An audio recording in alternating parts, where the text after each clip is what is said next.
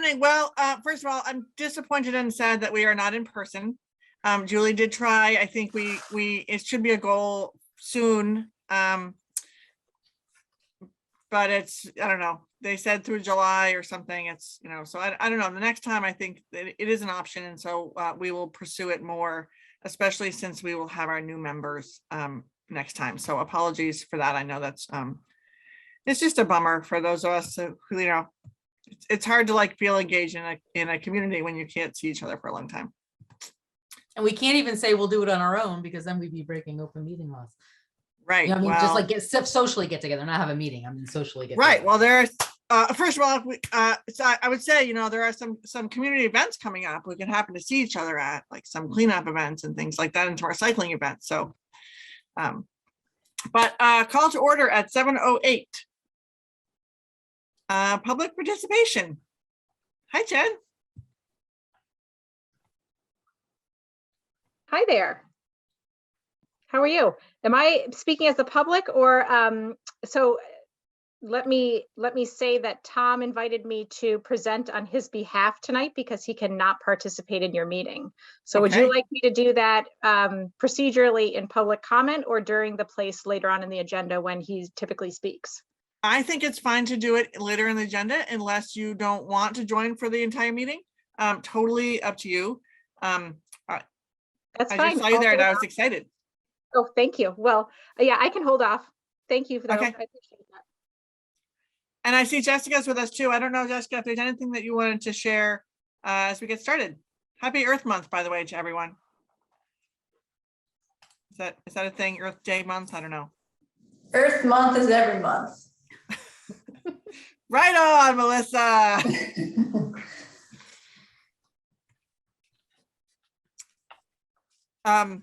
All right. I should warn people. I was feeling like we should start our meeting with a moment of meditation or something. I just feel, I don't know if others are feeling the same, that it's just a very busy time.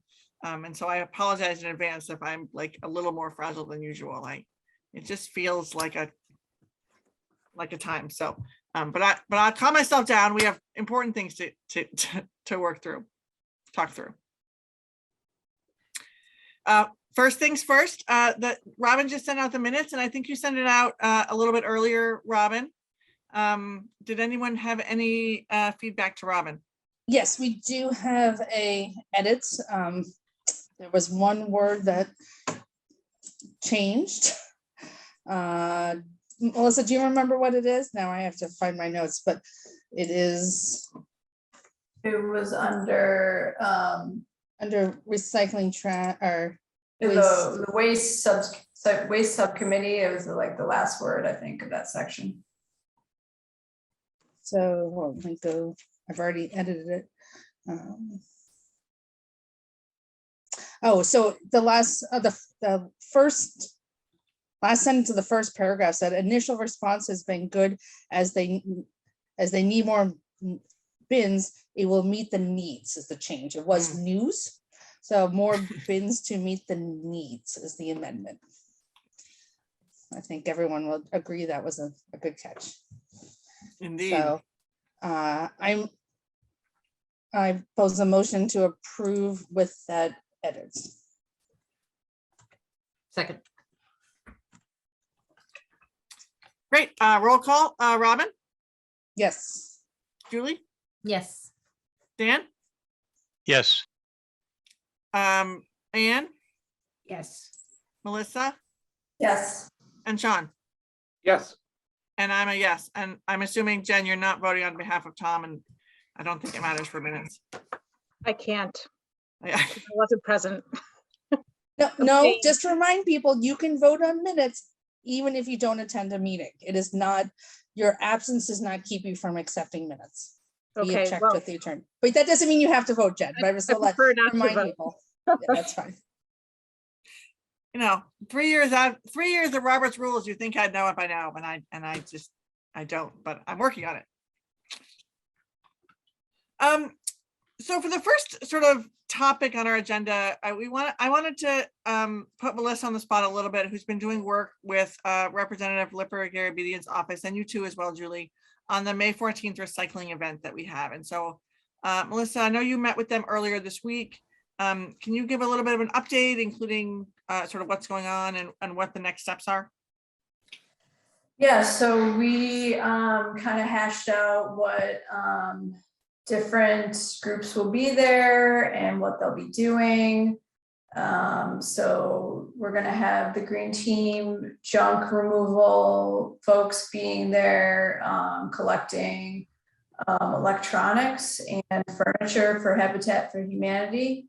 And the representative is gonna have a Ukraine table for donations.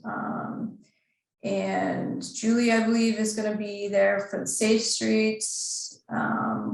We're also gonna have Bay State Textile Recycling, collecting clothing.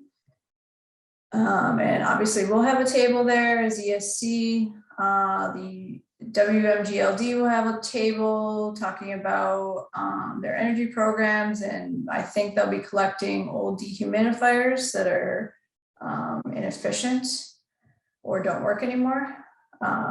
And DPW will have a table. So there'll be lots of activity and collections. One of the things that was suggested for our table was to buy a TerraCycle box to collect hard to recycle plastics. Because I had looked into maybe getting that stuff to come for styrofoam recycling, but they're a bit costly. So this TerraCycle box was the cheaper option of hard to recycle items that we could collect. That's a great idea. We can use our budget on that, things like that too. Yep. Yeah, so I was thinking of, they have a number of different boxes. But I was thinking maybe the plastic packaging, zero waste box that they have, which would include black plastic takeout containers, since those are not acceptable in our recycling curbside pickup. So, and there's a number of different, plastic shopping bags, plastic wrap, shrink wrap, bubble wrap, like a bunch of different stuff that is acceptable for that box. Yeah. So it'd be similar to the Trex program that we did previously, but also includes the black plastic containers, which are everywhere. And we can raise awareness about those too. I like it. Yep. Is there a box that's affordable and we feel big enough? Yeah, so the biggest box is almost 4 feet high and 15 by 15. And that's $300. And Steve Mayo already okayed it and during the meeting. So I just wanted to get the approval of this group to go ahead and purchase it. Hopefully it'll get here in time too. Melissa, great idea. Yeah, great. Even if it doesn't get here in time, I'm sure we could collect them and the DPW could hold it until it gets here. Okay, yeah, that's a good idea. I love it. Yeah, I could just take home, we could just collect it in whatever box there, and then it'll arrive at my house whenever, and I could just put it in there, ship it back.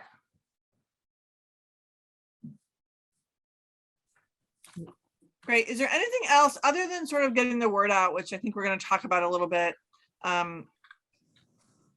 Is there anything else that needs to be done in preparation? So for the ESC table, I most likely will be able to be there. I was supposed to be out of town, but my plans have changed, so I'll be able to be there that day. And for our table, besides the TerraCycle box, I was thinking of some sort of like Wakefield fun facts, fun sustainability facts or something like that to get people's attention on different stuff going on as far as sustainability initiatives in town, and kind of do maybe like a little question and answer type of poster or something like that. And maybe, you know, I don't know, some post-its or something like that, some sort of activity to get people interested in coming to the table and seeing what we're all about and what's been going on in Wakefield. And so that was just a thought. Love it. I also, at one point we had, and I know for the master planning process, they've been sort of have pulled out or updating the maps of, for example, green space in town, and the sort of like land allocation. The survey will be for that topic will be done by then, for the master plan, but I'm wondering whether we also, if we want some sort of high visibility, we, you know, at one point we had a, like, our very first Festival of the Lake, I think we had like a large poster there that said, you know, like, here's where the green space is, give us some feedback on, you know, what you could use enhancements or something like that. And I know, you know, it's hard when there's a lot going on in town, and I know there's larger questions on that right now as a part of master planning, but I wonder whether that also might be something sort of eye-catching in a way to engage people in some of the initiatives going on. Yeah, I mean, we could definitely have something about, like, you know, what do you want to see, you know, happening in Wakefield, as far as. I mean, even if you just have Post-its, you know, I'd love a water Yeah. fountain here. I'd Yeah. love a sidewalk there, right? Yeah. Like, Yeah, Yeah, and do you think that we could print a big Wakefield map? You guys have the absolutely. and we could even like draw on there, I mean, to the Safe Streets sort of collaboration, draw on there where the bike racks are, and the things that wouldn't otherwise appear on the map, but that we know are infrastructure already in place. Yeah. yeah, I mean, we could definitely like highlight different things like the community garden, you know, other stuff around town that is notable, as far as different sustainability initiatives. Yeah, and I'm not saying you have to put everything on it, but just a map of the town. We must have something big like that. We had it when we were doing the municipal vulnerability planning. Yeah, absolutely. We can Awesome. knock it out. Great. And then Melissa, I know that Melrose had their event, and I happened to drive by, and then I got really excited when I realized what it was. And so it was like 2 weekends ago, maybe last weekend or the weekend before. Did they talk about any lessons learned or anything, any sort of feedback from there, or what was the sense for Melrose? I guess they were like turning people away at the end because they filled like 4 trucks full of stuff and like Wow. didn't have enough room for any more. People were dropping off like a bunch of TVs, like they were only accepting 1 TV per car. So it was, I guess, very successful. Great. So hopefully ours will be as successful. We just need to get the word out. And I know I will that say that the Safe Streets working, I mean, the Melrose group did a bike swap, which I loved, but we can't find, we haven't been able, and I haven't tried super hard, to be honest. But if anybody knows anybody who might be interested in kind of taking that on for Wakefield, like, we just don't know what to do with the extra bikes, you know, and I think they had people who could repair them and kind of take them to another place. So if anybody has those kinds of connections, be interesting to do a similar thing. Does Bike Not Bombs come up to Wakefield to collect bikes? That's a good question. I will look them up. They're in Jamaica Plain. Yeah. And so Yeah. it's a after-school program for kids to learn how to repair bikes, and then what they don't sell, they send overseas for kids. I will look at that. Bikes Not Bombs. Okay. Yeah, I see it right here. Okay, I'll look into that. I was also touch base with Sophie, because I know that they're doing a cleanup at the lake that day. And I was hoping that if they collect any type of plastics that we could put in our box, that we could kind of transfer that stuff over so it doesn't just get thrown in the trash, or I don't know what they're gonna do, if they're gonna sift through those things that they collect or not.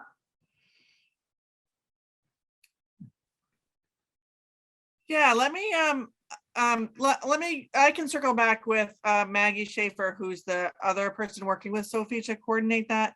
Okay, And so in the past, there hasn't been a lot of like sort through, but I think if there was a, if we could give them a particular place to put it, or they, would be happy to do that. okay, I think one focus that they have is sort of really the small, the nip bottles of the small liquor bottles.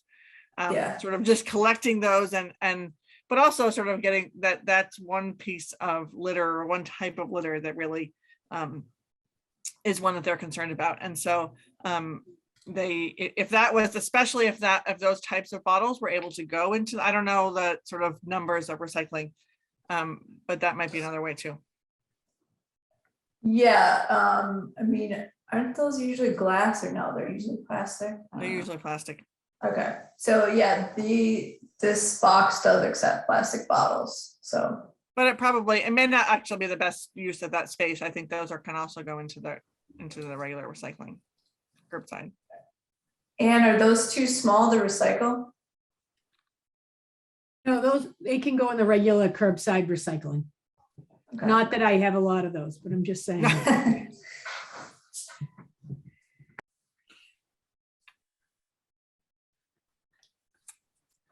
All right, well, that's great. Thank you so much, Melissa. Any other questions from any of the other committee members?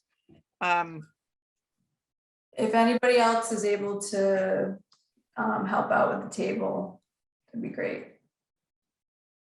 So I was just gonna add, at the last meeting, it was asked if we could get information about the event in our newsletter for the water bills. And it made it. It's very generic, but it said, it points them to the website. So it is, everyone will get them. The bills started going out last week, so we should see some movement, some interest. Yep, Jen McDonald was gonna, do all the regular postings and stuff, I think starting next week, to get the word out. And I think she was waiting on this meeting, so I could tell her what we'll be collecting for TerraCycle. Great. And then the item and the patch, and that's part of her communication plan. I don't know if she Maybe the doesn't. kiosks. It usually is. She's got Yeah. they're on her figured she has media a list. And we should just use our own Facebook, social media as well, too. Yep.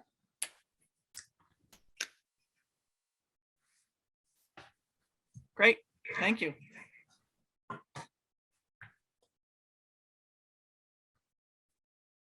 All right.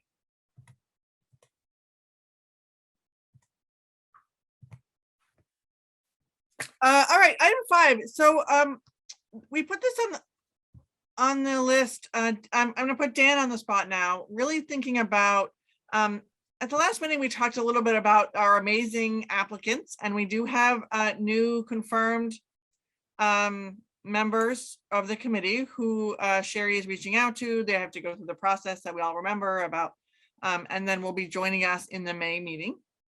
But we wanted to really think about this idea. I mean, knowing that there's people in our community that are really interested in what we're doing and figuring out a way to sort of engage more volunteers more formally. And so, so Dan, do you want to sort of talk through what you're thinking in terms of this? I know that you volunteered you have a lot of experience in this in the past from some of your professional work, and have graciously offered to be our sort of volunteer captain on our committee. Yeah, so it's this came up from, the 4 people of the 6 that applied, for the various positions in the ESC. And, all of them were kind of qualified, but you have to prioritize them and so forth. But that leaves 4 people that took the effort to say, okay, I want to help and stuff like that. And just to say, well, sorry, you didn't make it, you didn't make the cut and stuff like that seems kind of harsh. And we could always use help, because I see on the various committees, or I hear on the various committees and stuff like that, you're always looking for, people to help. And because of lack of resources in the ESC at this point in time. There are things that we just can't address because there's not enough people, there's not enough resources, and so forth and so on. The interesting thing is we're all volunteers, in this thing. so, but there is a differentiation, and there's really a whole series of things that happen with casual volunteers, so to speak. And there are many items that are involved in that. And the other thing is that there's really nothing in our mission statement, policies and procedures and stuff like that define that, other than for the students. And we do have, always the public participation, but that's just, they sit around and they listen and come and go and so forth and so on. So I think we should try to make it more formalized. And again, I don't know. So when there's changes to the, the mission statement and the policies and procedures, I think it all has to be voted on and all of that type of stuff. And what I'll do is I'll put together a package that defines and delineates what a volunteer is for the ESC. And then just put a short statement. It doesn't have to be too detailed and stuff, but there's going to be a lot of detail behind it as to how you deal with volunteers. It's very specific things that you do. You do have to vet them. You have to support them, engage them, allow them to be volunteers. And this takes some time and effort and so forth. In one of my past jobs, I had a team of 70 volunteers, along with interns and fellows and stuff like that. And so I know about this, and I can deal with this. And so what I'm going to do is, and I've already started putting things together. I'm going to give you a segment that should be added to the mission statement and policies and procedures, and then we can all vote on that. And then I will also present some things about volunteers. But I want people to start thinking about, I have some ideas, but I want all of us to start thinking about how best and where best to use the volunteers. I don't know how many we're going to get, but, I suspect that if we publicize this, and people will respond, and we'll take that as it comes. So that's where we're at. I expect in the next meeting, I'll have all of this tied together, all of this put together. But in the meantime, if anybody has their own ideas of how we should engage volunteers and use them and so forth and so on, certainly just email me that information and I'll include it in the package. I think it's a good opportunity, to tell you the truth. It's amazing what volunteers do and their dedication. Most volunteers have a schedule, and I don't think that applies here.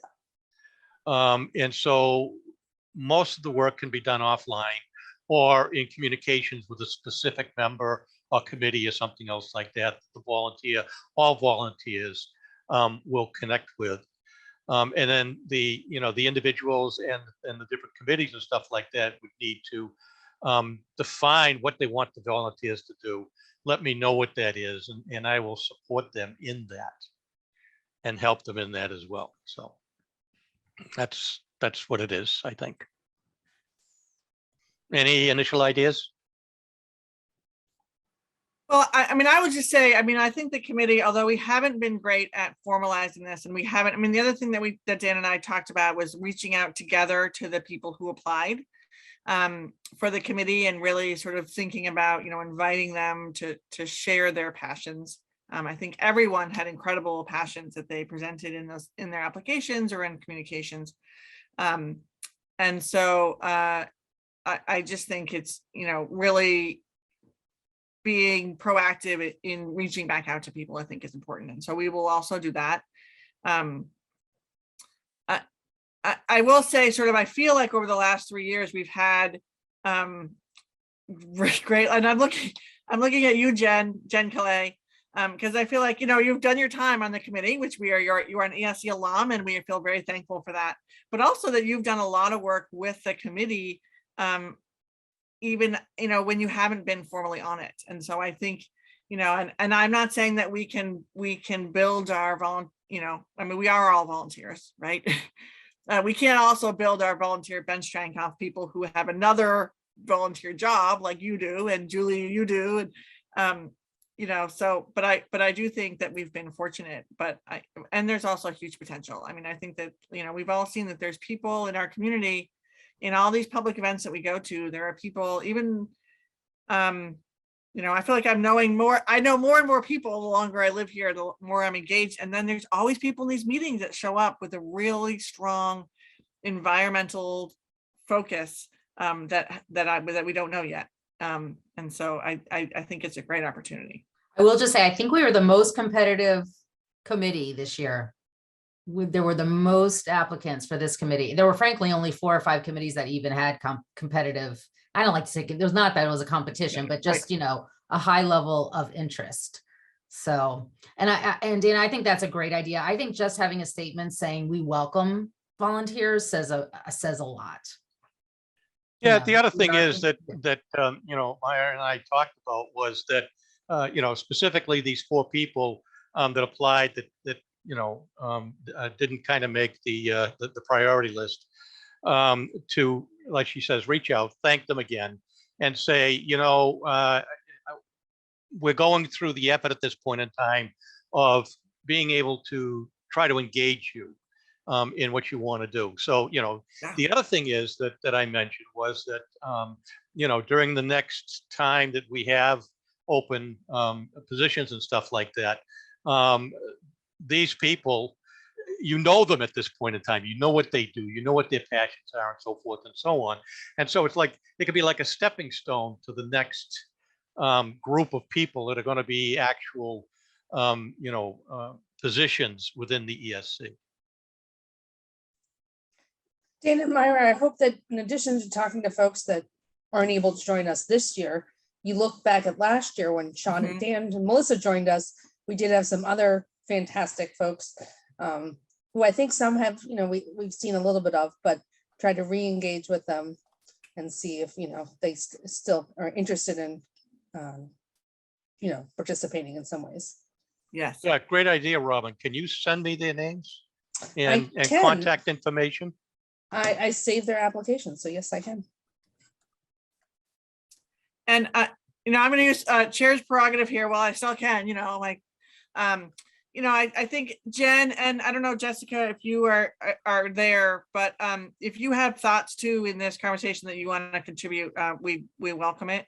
I think this is like I think we're figuring this out, and Jessica, you've come to a number of these meetings, which I really appreciate. So if you have thoughts about how we can be more proactive, let us know.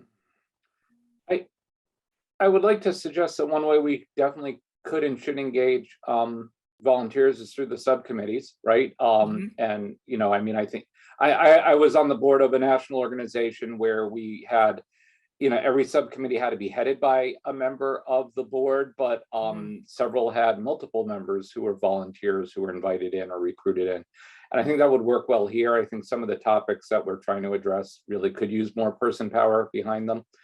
And also maybe a little more formalizing there would make it easier to keep momentum going as well. So, I think that's, and also for folks who expressed an interest in being on the committee that, they might be facing certain constraints where committee type of work might be easier than like 10 hours of boots on the ground type volunteerism. So I think that's certainly a place to engage people.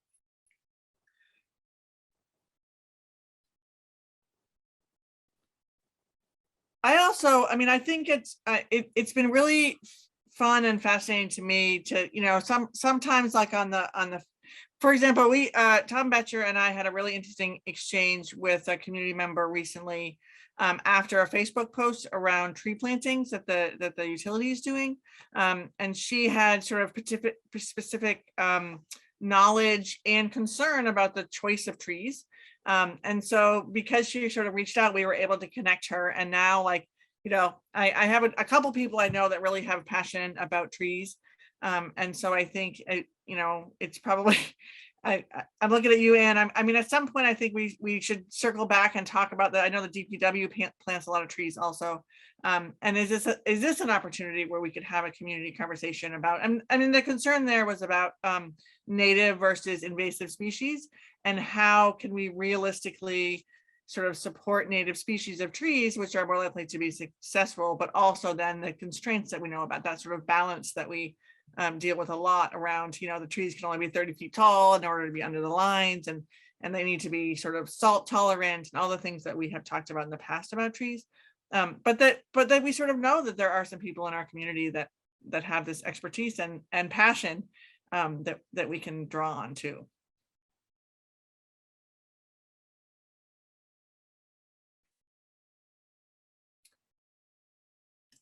Any other thoughts on a particular focus or a way to do this better? I think, Dan, it's a very kind offer of you to take the first stab at the documentation, but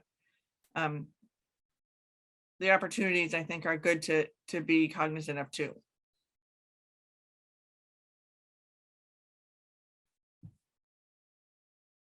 Yeah, so here's the bottom line as well. And we talk about, you know, having resources to do things, which are just, you know, the numbers and stuff like that. But it doesn't address that everybody brings their own skills and expertise and passions to this. And, you know, we have an agenda, we have things that we're looking at and so forth and so on, but it's also an opportunity for fresh viewpoints and thoughts and minds to help us to get out of, you know, the specific bubbles that we have and so forth and so on, and start thinking about other things as well. So I was told today, you know, plug for the sort of current master plan advisory group survey that's out, which is on open space and development and sort of how we use our land, which I think is a topic we all care about. I was told today that there have so far been 217 responses, which I think is pretty good. I got this after I was like, maybe we should bump it. You know, it's supposed to close on the 27th. They're gonna keep an eye on it, knowing that it's school vacation week and then the town election. So that may be open a couple more days, but I think, you know, the more that we can get, I think that's a really, you know, I was thinking we could survey people, but then we have this other survey going on right now. And so, but I do think that that'll be an interesting data source around where some priorities are, even if, you know, I think it's an anonymous survey. But it should give us also some really interesting information. Plus, it's going to ask for things like, what kind of amenities would you like in parks? So there's all some of those questions, which I think, you know, in my breakout room, there was like a conversation about splash pads, and there was a conversation about picnic tables, which we have 0 of in our town so far. So things like that about how do we use the land that we have.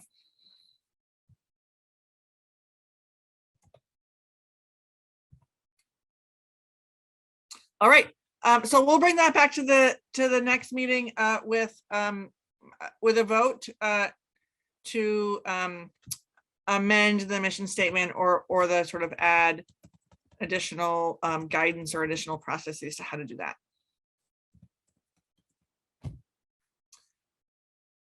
For item 6, I just wanted to sort of bring back this idea about communication priorities. So this is in some ways a mea culpa. I feel like, you know, I have been sort of tasked with communication for the committee and I have not been doing a great job. I just wanted to, as we think about shifting into new, you know, with new members, and as we think about shifting into the next phase, it is also sort of Earth Day month. And so I just wanted to get people's thoughts about, do we have particular communication priorities? I mean, we've talked a little bit about, there are events coming up that we need to do a better job, or that we need to sort of be publicizing. But are there other things that people would like to see communicated, for example, around Earth Day or other themes this month that we could do by Facebook, or we could do by other methods of public engagement. One question here. Is there a, You're on mute, Dan. I am? No, you are. Now? No, you're not. You're good. Okay. Is there a list of all of the communication outlets that we have access to? I'm unaware of, I'm aware of some of them, but I'm unaware of all of them and what we use and who has access to those, or who do we contact for putting in information and stuff like that. And then we can take a look at that and say, okay, here's some other things that maybe we should add to that list. Yeah, I mean, to date, I think we've been, we have done, and we haven't done it in a while, and maybe this would be a good thing to do this month. I mean, we have in the past written sort of occasional sort of letters to the editor or updates to, and then we've sent it into the patch, into the item about sort of what it is that the ESC has done, or particular issues that we were working on. We do have our Facebook page, and I know a number of us have access to the Facebook page to update it. If you would like, if anyone else would like access that doesn't have it, let us know. We can, that's a Jen McDonald, I think, has the control. But typically, I think, other than sort of like word of mouth or, I think that to me has mostly been it. And so I think I think it's not probably sufficient, and maybe it ties into the community engagement of people question. That's sort of what we've done. I think, I don't know, Julie or Robin, can you think of others? I guess Jen McDonald is a resource that didn't exist when our committee first started. Right. So it is, so as she's gone on board, and then, as our committee has grown, as utilizing her has grown, and maybe now that she's been in the position for whatever long, and maybe another time for her to invite her to a meeting to have that conversation on other opportunities. But I would say that all the approaches really do need to go through her to make sure that it's within town standards and open meeting rules and so forth. But I mean, she's the resource that I think we should rely heavily on as our support. I agree. I guess the outlet that we have that I forgot to mention is the efforts of our community members or our committee members. And I don't want to minimize like the work that you do, Robin, in sort of liaising with other boards in town, and you too, Julie. I mean, I feel like we have been pretty successful at pushing some of our sort of ideas or kind of connecting with the other things that are happening in town in that way. And there's no violation for any of us as individuals to write something, right. And as long as you're not saying on behalf of the committee, but you can say, I am a member of the committee and I'm proud we've done this, or I think we need to still do that. So yeah, none of that. Don't get so worried about, not being right. Right. You just kind of can't speak on behalf of the whole committee. But, it seems to me we could put a Google Doc up that kind of is just like an editorial content, and maybe every month we just brainstorm what we want coming up in the next month. I do not think Google Docs are okay. You can't do that because it's deliberating outside of. Sorry. So we could do it on during the meeting. We could do it. Yeah, I mean, yeah, and I could be wrong, but I have heard that Google Docs have gotten people in trouble. Yeah, we definitely couldn't deliberate through that. But maybe we spend 10 minutes every meeting saying, okay, let's think about what we want to, because we're a committee that needs other people to change in order for us to be successful, right? I mean, Susie has had the good suggestion that either one or a small group create a calendar and then bring it to the meetings for folks to comment and make suggestions on, but we haven't been able to get over the hump of the initial kind of development of that forecasting calendar, which is what she suggested. Okay.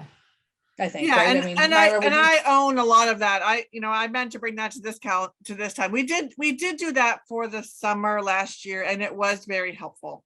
And so I do think it's an exercise that's worth doing. And I think maybe, we have a lot for the next meeting, but I think it's probably worth adding on to that, because I do think it is helpful to think ahead to what might be events. I mean, I guess one question I have is, there is a lot happening this month, but I don't want to miss the opportunity of Earth Day either. And so some years what we did is we, and this was through the pandemic, so we were limited in what we could do. But one year we did, we partnered with WCAT, and we sort of got pictures of people enjoying outside or like, but basically, what does Earth Day mean to you? Last year we did like a sort of Facebook based campaign around sort of like what is going on in town, like, and it was actually really it was really fun. I just sort of like we talked about like the Buy Nothing group, and we talked about the recycling and the composting, and just sort of put some numbers behind all the different areas that the town is working on to reduce our footprint and improve environmental sustainability. So we could do something like that again. We could do a sort of, letters, or, it's a hard time for letters with the election, our local election. And I also don't want to overextend us, because we are all, I think it is just a busy time. So, What if we did something like a get caught being green or something, and ask people, if they shopped place, I'm trying to think how to reinforce the whole styrofoam thing yes. too. Yeah, I mean, I've even been thinking about like taking pictures. I mean, I have to say, I spent a lot of time at Cravings. I have 2 young kids, and Cravings is one who has made the shift. And it is very exciting. Every time I'm there, I really appreciate When did they eating make out the of a paper shift? cup and not a styrofoam. When did it happen? At least it's been several months. No, I definitely had styrofoam, right? I don't know. I'm excited. I'll try them again. I'll go back. Yeah. I talked to the person about it, and she even seemed happy about it. She, the person who works there, they are very kind there, and they're very, and I've had multiple conversations with them about the styrofoam, and they were, like many of our businesses, using up their stock and thinking about their options. But yes, paper cups.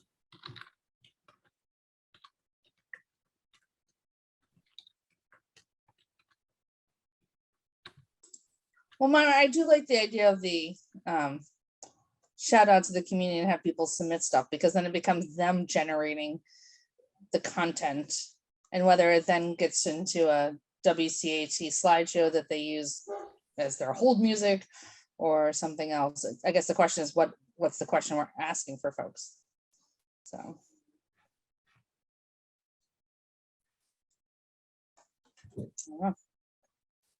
We could all, we also could do it. I'm cognizant today's the 14th of April. We could also do it in May. But I like that idea of a question of sort of, be caught being green, or what is it that you have done? What are some things that you have thought about or changed in your life? We could do it all leading up to the 14th too. We can make that Yeah. kind of our focus.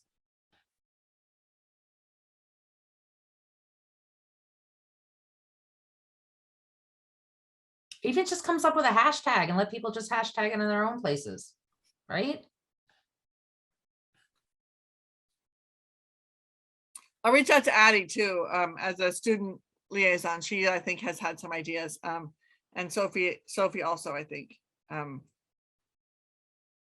have been helpful, have been contributors in the past when we were trying to do this. So I'll We've connect got a with lot them. going on in May. We've got green communities coming to the council and to the school committee, right, Jen? We've got the 14th is recycling. The MLD is taking a big vote on May 4th. So, there's some things coming up. Great. Okay.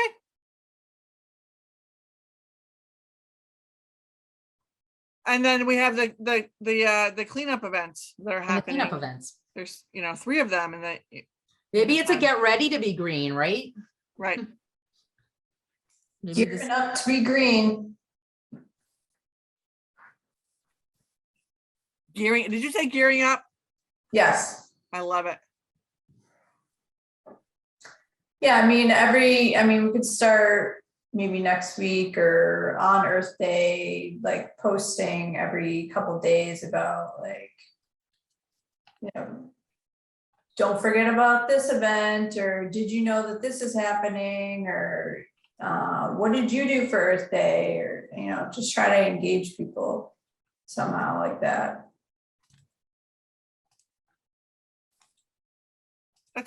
That's a great idea. And I'm happy to take on the coordination. If people just sort of want to send me pictures or sort of reflections that you have when you're out in the community, I think that would help. It's not just all sort of me trying to be witty, because I often fail. didn't you guys do a letter last year to the item? We did. And we should do another one. I mean, I'm wondering whether you don't pull that out and kind of do an update, and then, on our website, we can keep those things. And so it shows progression. Yeah. What was the letter? We just wrote like an annual update. Like, this is what the ESC has done over the course of the year. And I think it was published in maybe January of 2021, maybe around the time of the annual report that ESC did to the town council.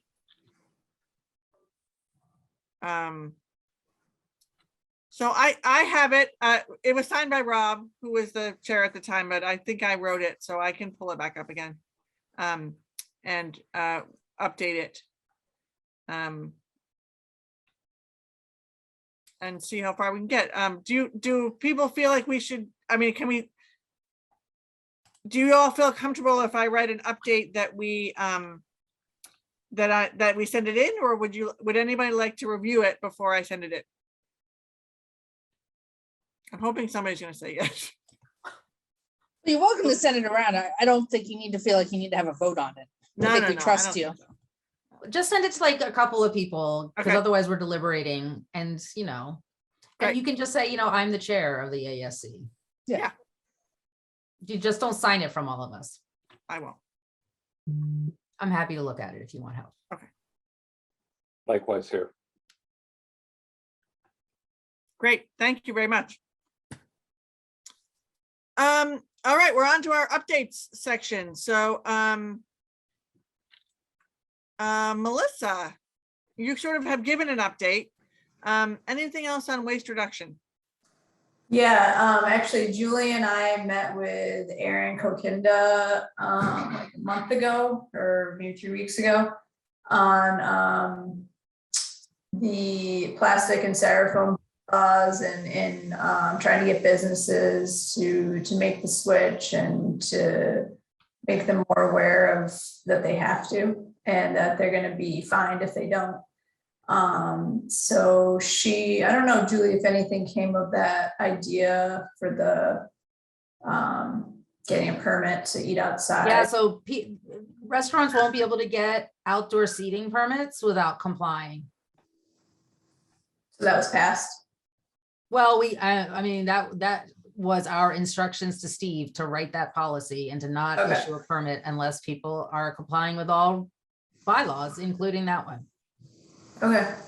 So, I mean, and those are going to be a certain, it's going to be maybe Harrington's and Sabatino's and Sakura and Public Kitchen. So if people are aware of those restaurants that, might need a little more help, we should probably talk to them. Yeah, and I think Aaron was trying to go out to businesses face to face and talk to them about it, and do some more reach out, and basically, let them know they're gonna have to pay, every day that they don't comply.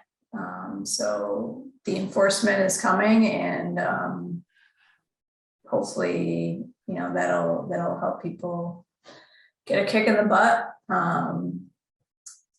So yeah, that's what's up. Great, thank you. Sean, anything on land use? No, that's one of our subcommittees that could use some volunteers, I think. We haven't had a meeting, and I think I'm hoping that with new members coming on that can be revitalized. So yeah. Sean, I've been meaning think- to reach out to you. So Conservation Commission, I can't remember, we did talk about this last time, right? Where there was some land that might have been sold, but we kind of said, let's look at it as conservation. So Conservation heard our meeting, and they've been thinking about this for a while. So they are actually looking at all land in the town, and they're going to be holding some public sessions on this. I've kind of offered us up as a kindred, kindred group that would like to help with this. So I need to connect you with them. Okay. But it's definitely moving forward, and there definitely seems to be some momentum about, let's just not get rid of all this land. Let's really think about it. I'd love to be on that, Julie, too. I feel like Sean, I'm gonna join you. So as one of our agenda items next meeting, when we have our new members with us, is to elect new chair, vice chair, secretary, or reappoint if people are interested. But I would love to sort of get reinvigorated on that subcommittee, if that subcommittee stays around too. So Julie, if you make that connection, could you put me? I need to do that. Yeah, I've been meaning to do that. Or I can reach out to them too. I'll do it right after this. Judy Green she's basically the clerk for the group. So they have staff, they have paid staff on that committee. So I'll reach out to her and connect you guys. So nominally, one of our outgoing members was leading up the subcommittee. I think, if we're going to have elections, we should do that soon. But I'd be happy to find a time for Julie, Myra, and I to meet maybe early May. I'm happy to coordinate that, and then that way we can have some momentum. And if anyone else is interested in joining us, just let me know, and it's a great idea. We'll get that restarted. We don't have to wait for new people to come on. Yeah, and I do think, as a part of our meeting next month with our new members, we should also talk about the subcommittees and whether these are still the right ones. And so I don't know. I know we're sort of getting some momentum. I think waste reduction, especially. I hope that I think these are great committees. I think they're great things to focus on. But I also want to reflect the passions of the people who are on the committee and volunteering their time. So that's the fine balancing act. Our student members are not here, so we'll skip that. Although I do want to really make sure that everyone is aware that Sophie Brown, who is one of our student members, she's been a student member for 3 years, and she got a WEF award last night, which stands for Wakefield Education Foundation. So she was one of the honorees from the high school. And it was a large part because of her environmental activism. And so it was really great to see. And so she's not here to hear me say it, but it was, I saw her a little bit at the end of the event, and it was just great. And so she's been leading up the recycling club at the high school for years and years. She's the co-chair person of the Warrior Cleanup Crew, the cleanup events that we'll talk about. And she's been on ESC and really been a champion, I think, of sort of, she appeared in our video, and I think she really sort of loved that and sort of being that spokesperson for environmental causes. And so I did just want to offer sort of a public congratulations to Sophie, because it was a great, it was really, I think it's really well deserved. She's been working hard on these issues and finding her voice, which has been awesome. I second that.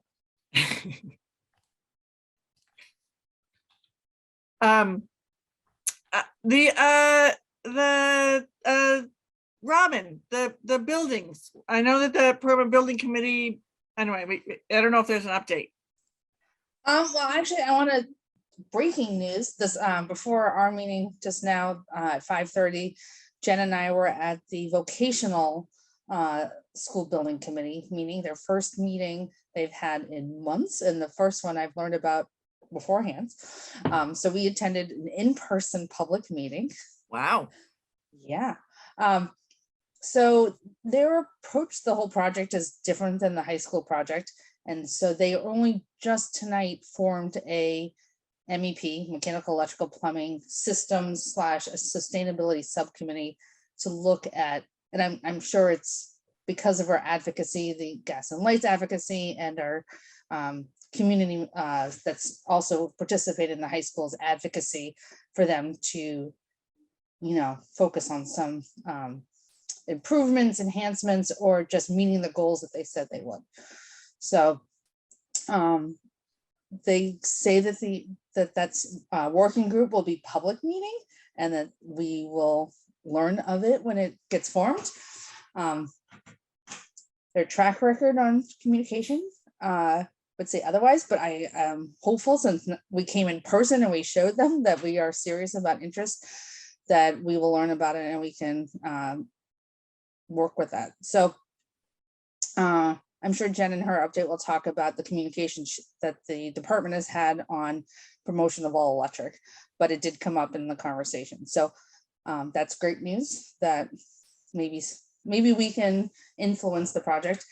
Not something that we have directly talked about, but just so folks are aware, there is a Friends of Metro Northeast Forest, I think they call themselves, that are advocating for protecting the trees and less deforestation for the project. So they were present at the meeting with their attorney, and so there are, just so folks are aware, there are folks advocating for such the ecosystem and the trees that are impacted by the project. So just big picture from that schedule, they have their next kind of deadline of the summer, but prior to that, in late spring will be when they submit drawings to a cost estimator to get some updated dollars, because they haven't priced the project since the fall, and as folks know, everything there's been inflation since then, so they have to be working on that. So does anyone have any questions about the vote? Did any other towns show up? Yes, so they came, but they didn't talk. So Melrose and Winchester were there. Good. So, See, and I advocacy apologize, I already matters. forget what their names were. No, I know What Arthur Jen maybe you Mover, could I think, say. was Melrose Sustainability, and I think Yes. Ryan Williams was supposed to be there too, who's one of their council. Yes. Yes, he was Yep, there. 2 of them were there. Yep. Good, excellent. So, Dan, see, thanks. I started with your letter. yeah, Jen. And then for the high school, since we last met 2 weeks ago, there's been I don't think I have any updates. I'm trying to remember. Those who have spouses on the committee, are you aware of something that has changed that I might be forgetting? Just that they've selected the plan, right? The complete rebuild, They have a preferred option. preferred option. Yeah, so their preferred option is that's new construction of a certain overall configuration, and I say that so vaguely because it can mix within itself, but it is construction on the oval, and the what is now the oval becomes the high school, and where the high school is now becomes the track and field area. There will be a community meeting on it on April 27th. And so Yes, it'll be important to have environmental voices there. And at the last one, there was a good showing of folks asking questions. So not beyond just our own committee. So talking about community folks of interest, all these meetings, people speak up and I get excited, but I'm like, who are you? So. How close are they to like finalizing the design? Year and a half. I mean, so what's happening now, and They're finalized finalizing, design, I guess finalizing the like first step of definitely building a new building, and this is putting it and that thing. well, so the committee's interest is new construction of this. Then now they're going to look at some numbers as a community. so that's the end of step 4. The next stage is schematic design, which will then give the building more shape and more definition of the layout and configurations and so forth. And that will generate a price, and that's when the town vote comes. So if that's what you're thinking of, that's, Yeah. where's my notes on when that is? It's months away, it's not years away. And there'll be more meetings to come with it. They do talk about all electric. There is a gentleman on the committee who's a huge advocate for geothermal. So I missed the meeting if they agreed to support doing some test wells or not, you know, because that is a cost. So there were discussions amongst them on whether they would be doing that.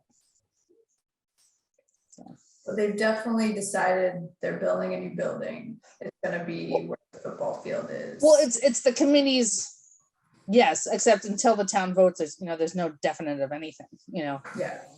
but the existing building without, you know, only doing code updates is, you know, really not on the table. It's required by the state to have explored that. They did explore ad reno. There's a lot, you know, so they looked at the pros and cons to it, and, you know, if anyone has questions about some of the pros and cons, you know, I'd happy to go with it, but you are using, you know, some infrastructure, you know, some elements of the existing layout that doesn't work, you know, so forth. So, but from an embodied carbon standpoint, of course, you know, ad reno is better than all new construction. So, you know, it depends on where you put your emphasis or interest. From a cost, it would come out to be roughly the same. So, And was there any talk about putting solar on the high school? Nothing more than just the general discussion at this point, because of the evaluation of which ad reno, and this is new construction, it's not really a conversation topic, and that's what the point they were doing, is trying to see, you know, which is which. This next stage schematic, they would be able to do the studies on capacity in terms of how much roof area, how much mechanical equipment might be on the roof to impact it. They don't really have a building form, so you can't really look too much about, you know, things shading it and trees and stuff like that. So that is what they're moving into. But I mean, if their roof for whatever reason is not a great candidate because of maybe the hills or trees and stuff like that, they are talking surface parking lots, so advocating for, you know, covering parking lots with solar options, I think is still, you know, something I speak up about. So Great. and I think that Gas and Light has, you know, talked to them or is advocating for, you know, how many, you know, car plug-in stations, thinking about future and stuff like that. So The other, I mean, I would say a meeting that I was at a couple months ago, Jen Kelly and the utility did a really great job of really encouraging the high school building design community to think big, because of the advantage of having the municipal utility and the creativity that enables, given that there's three sizable school buildings in very close proximity in that space. And so I think that it took a little bit of, you know, it was a little bit of a new idea, because it's one thing that's really different about our town. But I hope that that's still on the table, and I don't know all the details of what's even feasible, but thinking really strategically and a really close partnership with the utility, and maybe potentially leveraging some other resources that the utility might have available in order to support it. So it was a very cool kind of like eye-opening conversation then. Yeah, and when I give my update, I'll go through what's going on in Northeast Metro Tech in more detail that will have implications for the high school. All right, go for it, Jen. You're up. Well, actually, it's Green Communities right now, isn't it? It is on the list, but yes. All right, Well, Green I didn't want Communities. to cut Robin off, so I didn't No, know if you were. I didn't have anything else unless people had questions for me.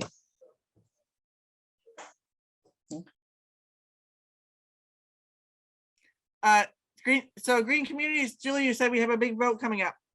Well, and Jen could probably Yeah. talk more to that. Yeah, Just know so it's on our agenda. we have some big meetings coming up to talk about the energy reduction plan with the town. We'll be before the school committee on May 3rd. That'll be an introductory conversation to review the energy reduction plan and get feedback. Then we'll be doing the same thing before the town council on the 9th of May.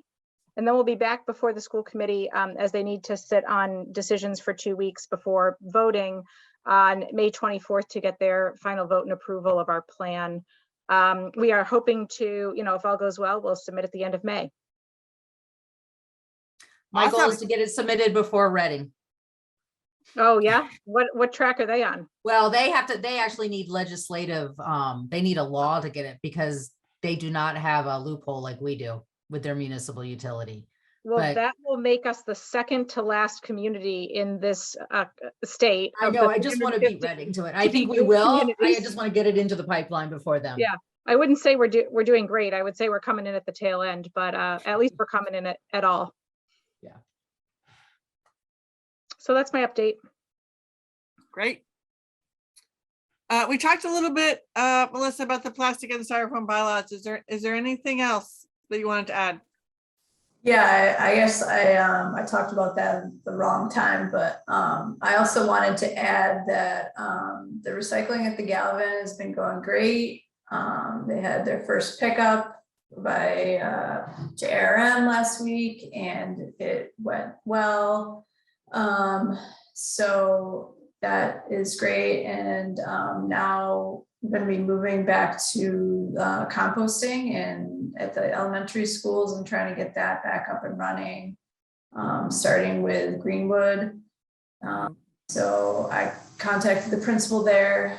Just waiting to hear back on whether we can start that back up, hopefully this month since it's Earth Month.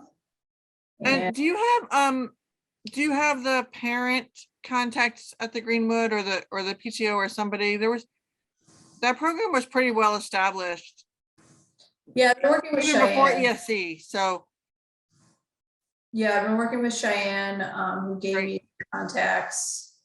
But she said, we kind of need to go through the principal first and they're okay, and then kind of go from there. But they have all the materials already, and so we kind of need to get it set up and get some education and then kind of go to each elementary school after that and go case by case. great. I know my experience from the Woodville a couple of years ago when we did this is it just took some time. It took a parent volunteer to be there for several weeks just to help out and do some sorting afterwards and just sort of help the kids figure it out because it was I mean, ideally we want a point person at the school, like that's not volunteer, but like a teacher or something. And I know that Cheyenne was doing it, was volunteering at the Greenwood, but now our kids are not there anymore. So, but yeah, we just need to kind of get the okay from the principal and then kind of see what we can, who we can get to help out and get it going. great. Julie, other town council updates? I don't think so. I'm going to be so happy not to be chair so that I can go back to focusing on being annoying about sustainability. No, I mean, we approved the capital plan. That will all be at town meeting. It's nice to see people starting to think about energy efficiency and the new fleet policy. And so we're beginning to see things like that permeate through. We do still have $50,000 in solar money to spend by June. So we're going to be adding to the solar that's on the water department building over off of Broadway. So that should be happening soon. I think that's about it. That's exciting. Yeah. And community garden is open and I got a plot for the first time 3 years I've been trying. I've lost the lottery. Which just goes to show it's not rigged at all. I don't know. Come visit me at the community garden. I'm curious, and maybe I'll ask Dick McGrath how many entries there were this year. I think there were Anyone? 93. 93. Wow. There were 93 and something like 40. I don't know how many spots there are. I think they give out 43 and they reserve some for like Girl Scouts or Boy Scouts or Boys and Girls Club or nonprofits like that. I do not have a green thumb, so if anybody wants to share it with me, have at it. That's it. I'll let you know when we buy our little seedlings. Myra, are you buying vegetables or flowers? I bet we will buy like cherry tomatoes and. So before you buy, talk to me. I have some Okay. under the grow lights, so let me see if I can help you first. Okay. We need a Awesome. big Happy to seedling support you. swap. What's that, Julie? We need a seed swap. No, I have seedlings, not the Oh, okay. seeds. Like they're germinating. You know, I clearly do not know what I'm doing. my This is butternut are already 3 inches tall. The vines. Wow. My tomatoes are struggling, but so Julie, if you need a plant, let me know. All right, I will let you know. All right, on to Jennifer. I'm excited to hear what the MLD is up to with the schools. All right, cool. So a couple updates. I just want to thank the members of ESC and or Sustainable Wakefield who joined us at our last meeting. I really do appreciate your participation. And I will say I have heard your request to vote to sell or transfer our shares in the Peabody Peaker Plant project. And I did request a vote at our next meeting. That next meeting is going to be May 11th at 6:30. There is again an opportunity to provide public comment, and I do hope you'll consider joining us again. So thank you for that. Can I just ask, so it's the 11th, it's not the 4th? So that's correct. We did move this one. The prior meeting date conflicted with an MWEC annual meeting, which is happening on the 4th and the 5th. So we did, yes, move it to the 11th, the following week. Okay, good to know. Thank you. Yep. The other thing we'll be voting on potentially is expanding the gas moratorium. So in 2019, we voted to basically prevent new gas service for new multifamily and commercial buildings. Up on the table is to vote to expand that to new single family, so that basically all new construction would be included in that moratorium. It's a relatively small addition compared to what the multifamily and commercial represents, but there were some questions of equity and also questions of really, can the system, hold any new gas at all in terms of constraints. So we'll be debating that and discussing and ultimately taking a vote at our next meeting, I believe. In terms of the Northeast Metro Tech discussion, we received some awesome news at our last meeting that the WMGLD has been in communication with school building design team, and they put forth a proposal with really specific information to that design team, and that's under consideration. They'll be meeting next on April 20th to discuss the design team's, how they feel about that proposal and whether they want to move forward with it. There's a lot, I said tonight at the meeting, it's an amazing package of measures, many of which are no cost or low cost on this project and provide operational benefits throughout the lifetime of the building. I can summarize it quickly here. A $300,000 credit on the cost of interconnection for both gas and electric service at the site. A $250,000 package of energy efficiency incentives to support design and installation of electric technologies, including electric heat. 250 kilowatts of rooftop solar at no cost to the school, with energy supply that would be, again, a benefit to that school rather than having any cost whatsoever. Any excess solar will be going to charge a microgrid on site. It would be an energy park, which is a combination of a battery backup and some natural gas backup. Any excess solar would flow back to that battery and be used on the site. The idea for that energy park is the microgrid would be to replace a 600 kilowatt diesel generator that was previously in the plans. as a backup fuel source, and also potentially to provide backup to the high school and Woodville School as well on that campus. And last are 5 level 2 electric vehicle chargers, which would actually provide 10 charging stations, because there's 2 stations per charger that would be installed at the outset of this project for folks who come to campus. So that's the pack, and that would be at no cost as well. So that's the package that's before them for consideration, and really excited to hear what they have to say about it. Hope they act favorably on this package and move forward. Are there any questions about all of that? That sounds fantastic. Yeah, and the thing that I just wanted to say about the package too is that likely a lot of these elements will be replicated for our own high school potentially. So it's kind of the, you know, the beginning of this conversation that would hopefully flow through to our own high school building project in a subsequent year. Jen, where's the incentive coming from? Is this just from our utility, or is it backed by state funding or MWEC funding or other sources? Good question. I don't have all those details. I certainly think some of it is direct from the utility.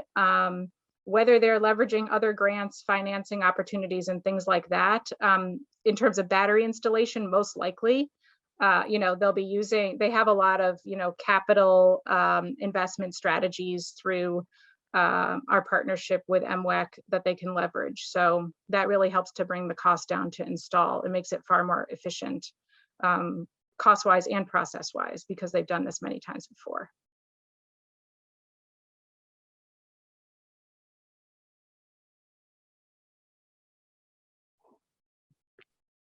Any other questions on that? I'm not hearing any. The only other quick update is, you know, we keep with our initiative, basically we have a mandate to keep increasing our non-carbon proportion of our supply mix. So we have a lot of little projects on the table, relatively smaller projects, but important projects on the table over the next couple of years. There's going to be community solar at the, you know, installed on the roof of the WMGLD building. WMGLD is expanding its own charging stations, and they're really starting to electrify not only just larger trucks, but utility scale trucks. So they're looking at bucket trucks, things like that over the next couple of years, which is really exciting development and something that I think is relatively new. They're looking at large scale utility solar systems at some of their campuses and on their existing land that they have, potentially at smaller substations within our community. And of course, they're looking at buildings with solar and battery pairing. So all of this is kind of coming over the next couple of years, and a pretty exciting new development for Wakefield. Where are the new charging stations going? Or is that part of the to be determined?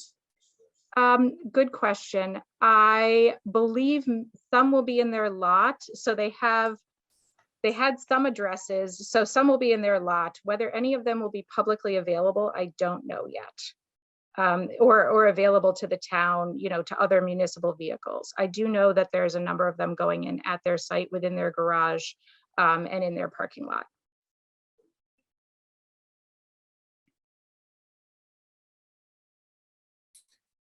Has there been any talk in Wakefield about, so I happened to be in Melrose today, and I see the ones that they have a number of chargers that are mounted high on a telephone pole, and then that you can sort of lure the, you know, so it doesn't take a spot all the time, but the spot is available with charging. And I know that Melrose has been installing them a good number of places. I think the idea being the more of them that there are, the sort of less that you have to sort of compete for those spots.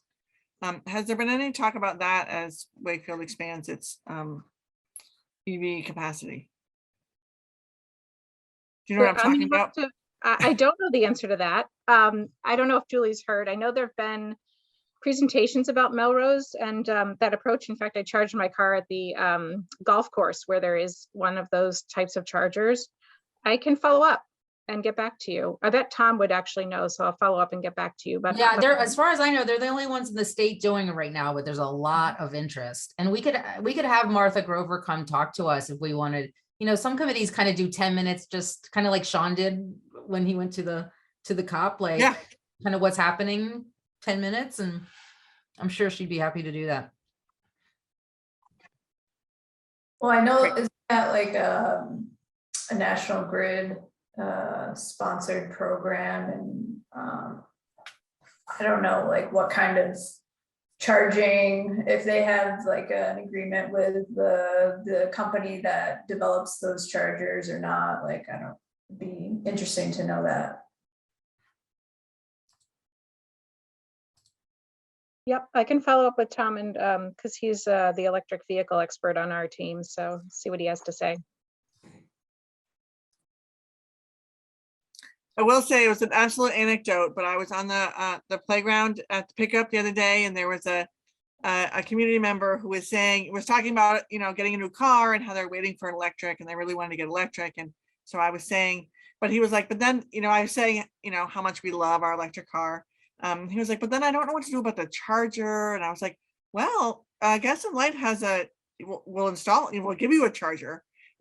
You know, and he had no idea. So that was sort of eye-opening. And then I was talking about how fun it is to have an electric that you charge in your solar panels.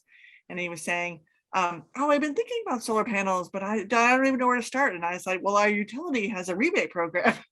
And it was just, you know, it's sort of like one of those conversations that just needs to happen, you know, over and over and over again. And I know you all do it all the time and do it in a lot of creative ways, but it was sort of eye-opening to this community member, and really fun for me to be able to talk sort of from personal experience about how much it's added and how much those two programs in particular helped us be able to do it, to get there.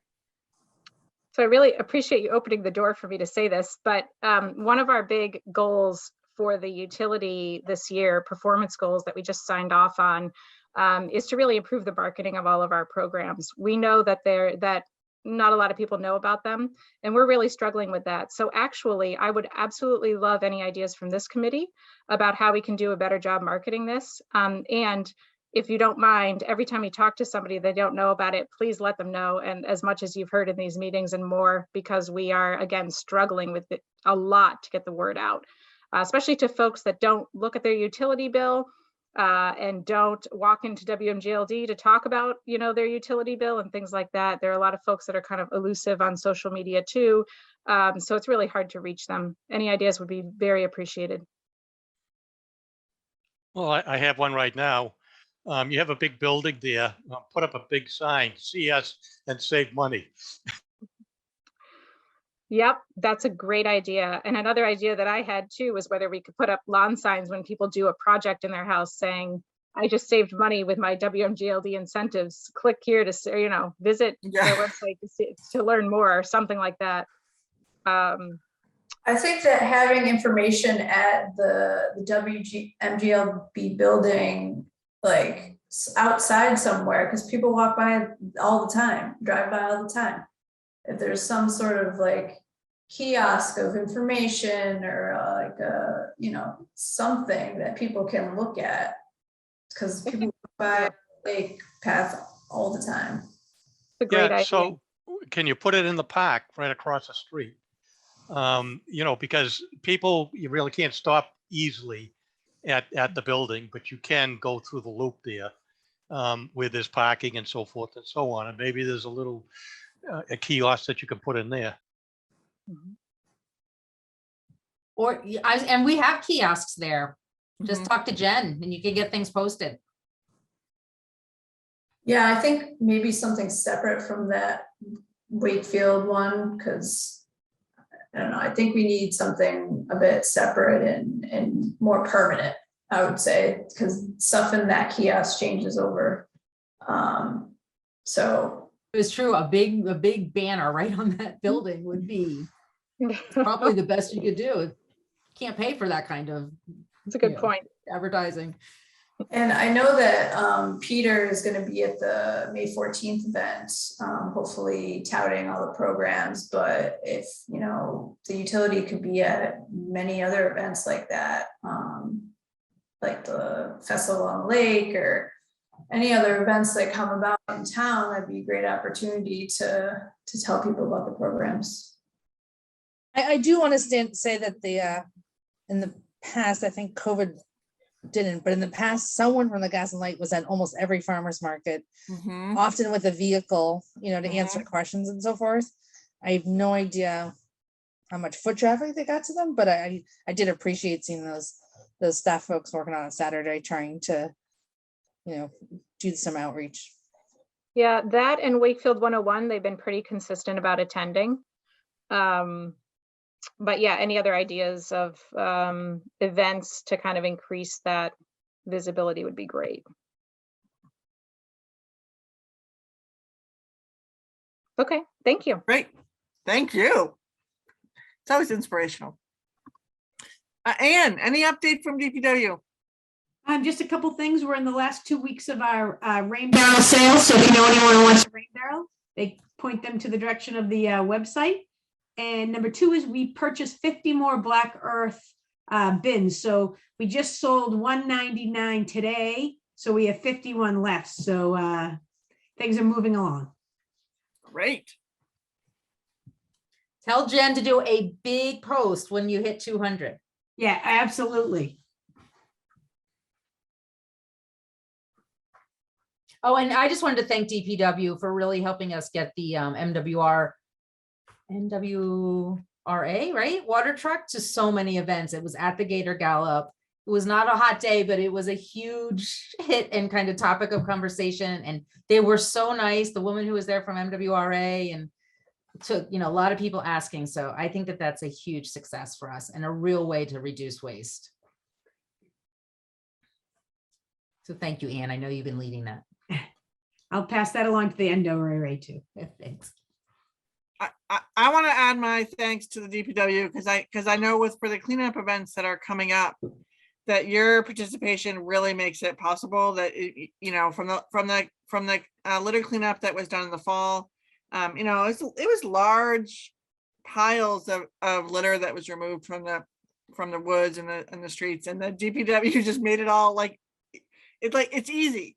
And so I think it's really rewarding I think I'm not necessarily directly involved, but I just know that sort of from a community volunteer perspective, it's really nice when you ask, you know, you have an idea and you ask, you know, like, can we make this happen? And I feel like DPW is so good about saying yes, that I think it really helps, and it helps us sort of be able to get some of these initiatives off the ground. And so thank you. I know that you're involved, Anne and Joe and others in that. And, you know, I think your team has been doing some problem solving with them and thinking through this really carefully. So thank you for that.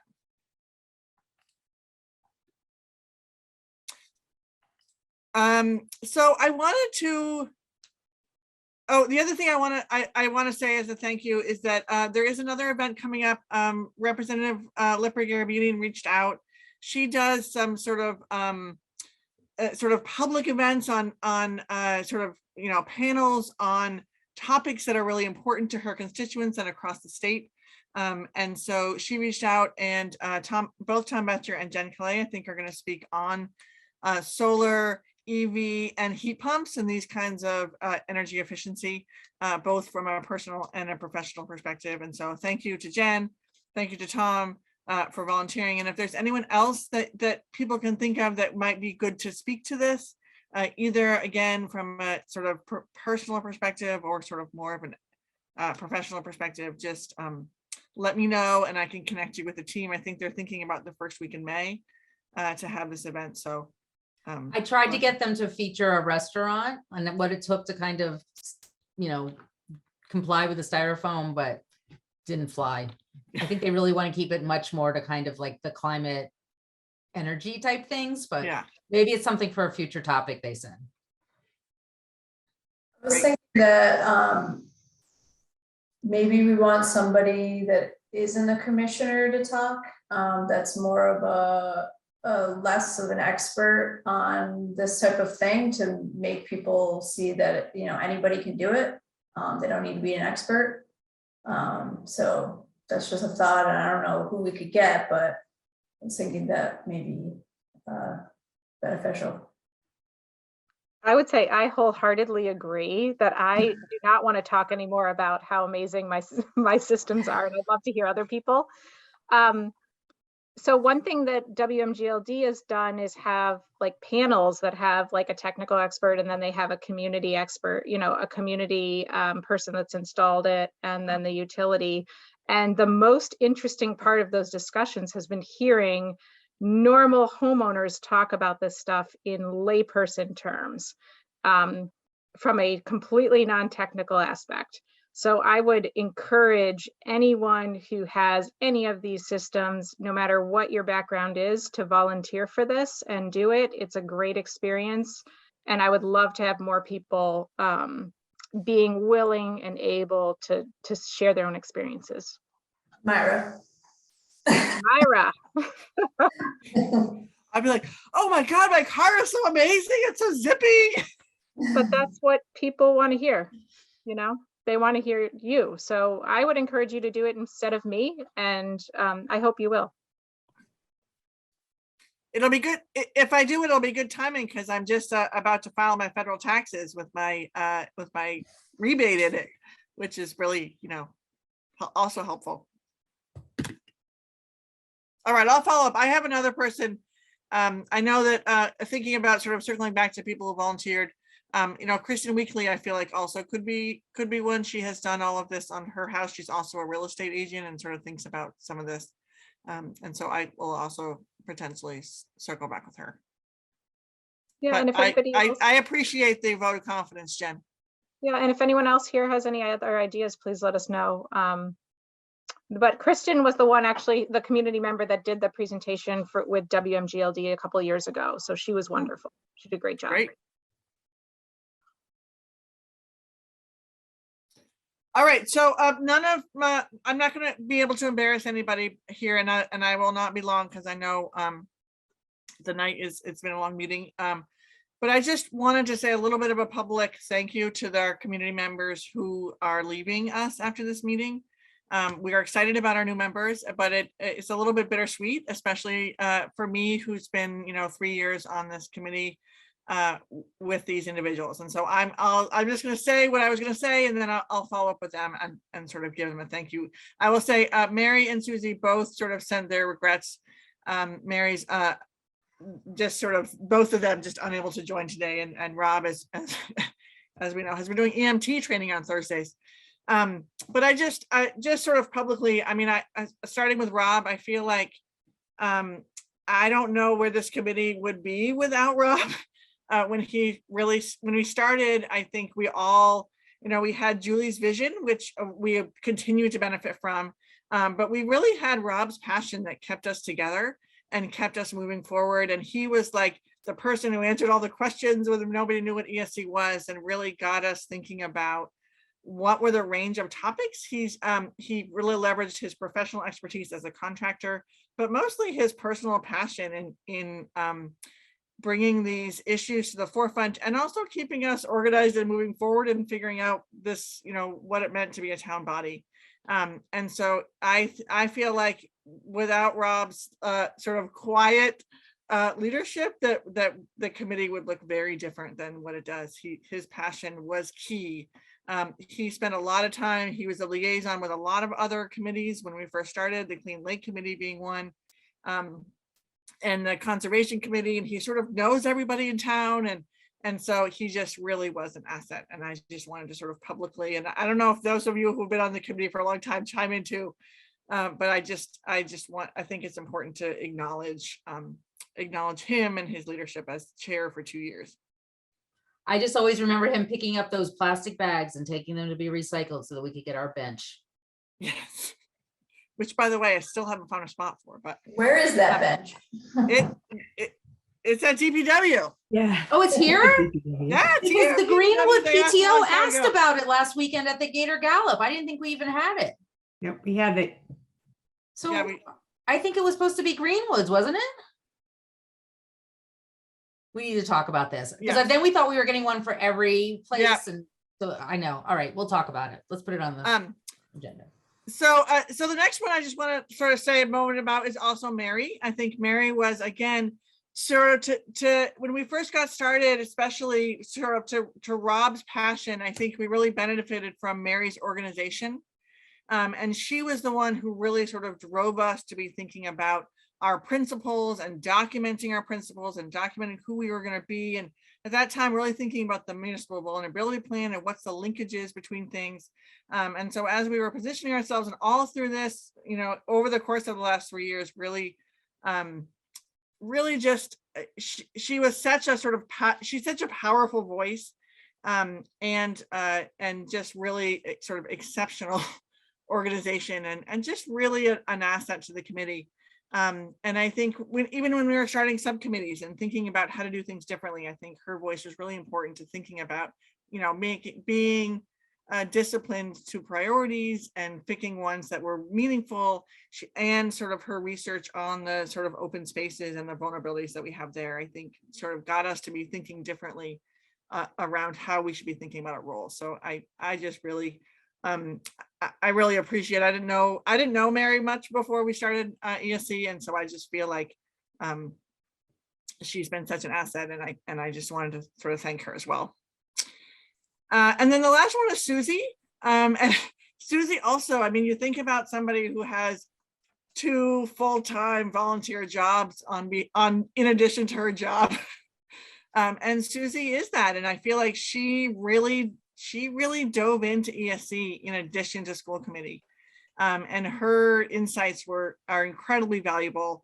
I hope that, I think she'll continue to offer them, and just her passion and her follow through, and really thinking sort of pragmatically about what's feasible for the schools over the last 2 years, plus, sort of before that, but also then not, but thinking creatively to get goals done. And so I think she's been an incredible asset, and also her communication in her sort of support to me personally, as I sort of figured out how to do chair and how to engage people and how to talk to people. I think I learned a lot from her. And I mean, I learned a lot from her watching her on school committee, but also sort of in her role at ESC. And so I also just want to give a public thank you to her, because I think she's been a tremendous asset. I'm not ready to think about we might lose some of our other liaisons or as things shift, but those 3 I know that we'll lose. So I just wanted to take a minute as thank you to them. I second that, Myra. Everything. Yay. Think about how much we've grown as a committee over 3 years. It's really pretty remarkable. And so I know, Robin, you are staying around, but also I want to applaud you because you have done 3 years as a secretary of this committee, and also incredible amount. I mean, I don't know how we would do this without your sort of leadership, and just that's not having covered for you one time. I am so happy that we are on Zoom and you listen to recordings and that you sort of follow through. It's like this, it's an incredible service because it's not an easy job. Not in addition to your professional expertise that you lend to us and push the envelope consistently. So. Well, thank you to the town council for renewing my interest. All right. So our next meeting is May 12th. That's the second Thursday of the month. When we get our new members, we'll revisit whether the second Thursday still makes sense. But does that still work for most of our committee members? Yes, it's okay by me. Great. All right. Any other matters not anticipated?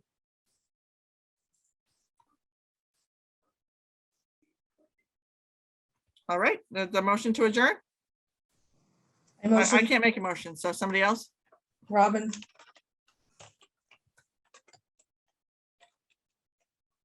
Did someone second? Second, Julie? Yes. Dan? yes. Jen? Oh, sorry. Jen? Robin? Yes. Ann? Yes. Melissa? Yes. Sean? Yes. And I'm a yes. Have a great day. And just a reminder, send me any kind of communication things that you can think of. And we hope to see you at some of the community events pretty soon.